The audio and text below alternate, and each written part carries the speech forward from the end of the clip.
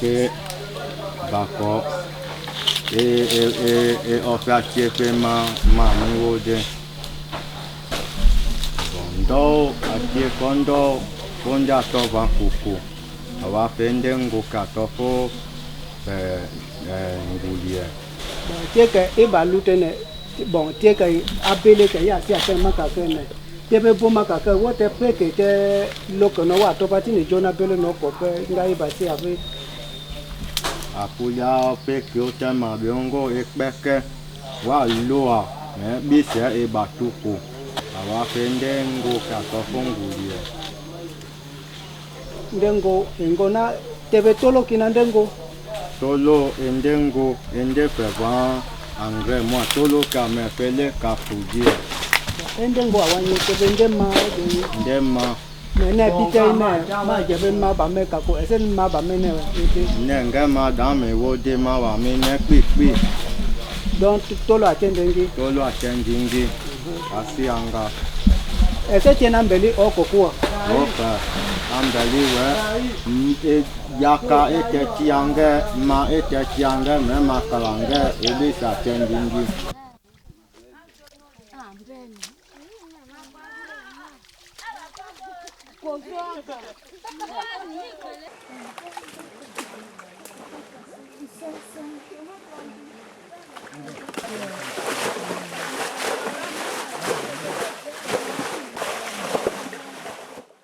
wo so yu wa ye nguma awanye o be we nguma ke a me pe yi joko nguma etiki awo so abele abaka parce wo se baka e be nguma de e mula joko ode wo se baka ete ngulite nguma muza muto ba fe ma ba me wo se baka nge e anguma se tungwa ke ve go ke nge wa bene te ma bi se te yaka amele sitina wa be ambete anjo eke bo adu ete oku e akatinga wi e moja mama ma bengi be mundu kweli ba bide jo akati e ogi ale akono mo aye ma dote sine ma gave ma woto te agbie o gonga jite si ajoji kenengo wa pe eko mole e alie eko mbala o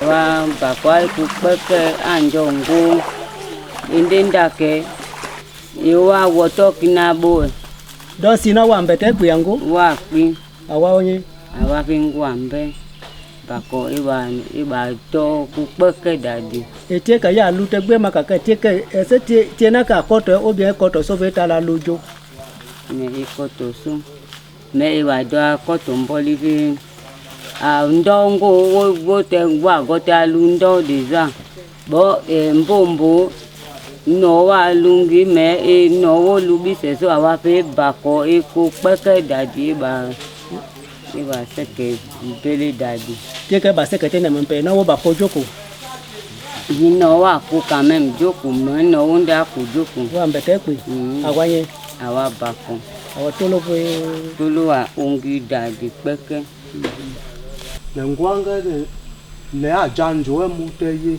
na be mu pete kati e ka mengita o ngai boko ini fe ijosi aka le bule ngo njo koko le ape polo bi akosa e ke tolo ado ache ita mama e ke ngai bo yaka ko bobo chokoma ko bobo pitima ko bobo bako ko bobo e ke ndai ko ngama na fe ikene ya pe isave bo makake tolo tati ni change bo ni kina memu mbu wote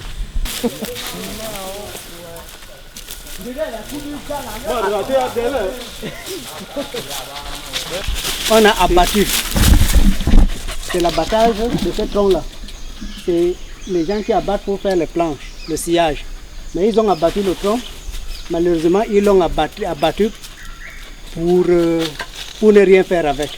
Et il y a des arbres dont on abat, parfois on découvre qu'il y a un trou dedans, on abandonne, on n'exploite pas. Et là aussi, c'est déjà un danger pour la nature. Parce que cet arbre, étant debout, avait certaines valeurs. Peut-être dans cet arbre, les gens avaient extrait les remèdes traditionnels et autres dedans.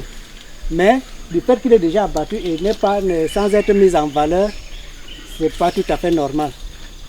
Et ce qui est même conseillé, il serait mieux de faire savoir à ces exploitants qu'avant d'abattre un arbre, il faut d'abord le sonder, mieux savoir si c'est troué ou c'est malade.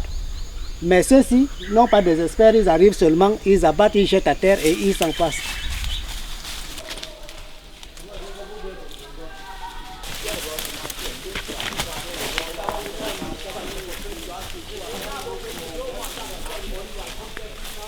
Et c'est le padouk, un bois très estimé pour nous, ça traite beaucoup de choses.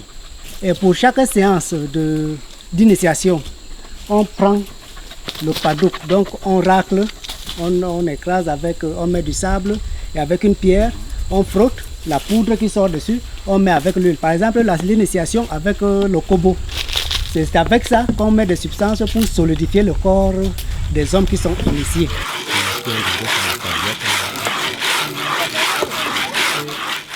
Mais actuellement, c'est en voie de disparition parce que c'est tellement exploité. Et ces écorces traitent aussi autre chose, les écorces du padouk. Et c'est avec ça aussi qu'on fabrique les balafons et autres dont on voit. C'est avec le padouk. Et c'est ce padouk là ici. Bon, i ongo ma i kenga ma yande ma yango ma epe eke ma no tena samba ko bo epe ma yana ye kelembia belake nyola ti nowo wela ti nyame fenga si ma yana nyimbia bela awa fenye nga si ma juju abele mando ma o eke nyole wa mepe ma le manya kope o ma wete bele ma wete ame yeke e ade bela le konga ma yango ma eko Non, voilà, même, il y a quoi, il y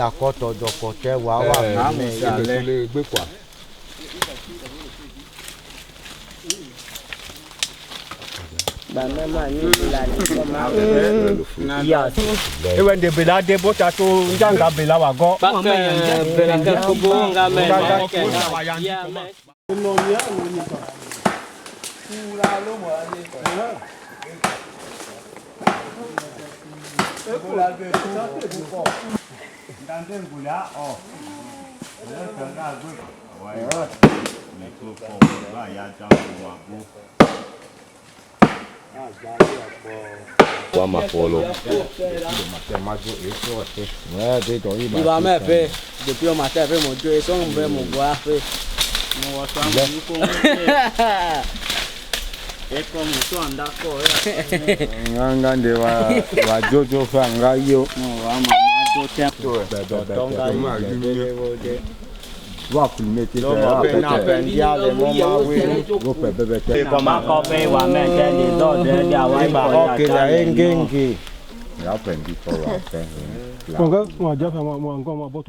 Ça veut dire que cette forêt n'a pas de plan de gestion? Il y a un plan de gestion communautaire, mais ce plan n'est pas tout à fait suivi, il n'est pas respecté. Et avant que la forêt communautaire soit prise en charge par les communautés, c'est d'abord les exploitants illégaux qui venaient scier, ils arrivaient, ils te tendent 5 000 francs pour un pied d'arbre. Ils l'exploitent et les enfants du village font le débardage des pièces au village. Et ce qui coûtait très moins cher. Après, la forêt communautaire a eu effet. Maintenant, ils essaient quand même de suivre certaines règles. Parce que derrière, il y a la pression de l'État. Et à chaque fois, il y a un contrôle. Même lorsqu'on parle de la préservation, c'est parce que tout finit déjà. Chez les Baka, avec la manière dont on chasse avec les lances et avec les chiens, on ne tuait pas beaucoup de gibier. Ce ne sont plus seulement les Baka qui chassent en forêt, même les Bantous. Et la manière dont les Bantous chassent, c'est plus que les Baka parce qu'eux, ils vont avec des boîtes de munitions et ils abattent un peu, plus beaucoup. Au lieu d'abattre un, une personne peut abattre par jour 5, 10, 15, pourquoi même pas 20 à 30 gibiers. Ce n'est même plus maintenant pour manger, mais c'est pour maintenant vendre.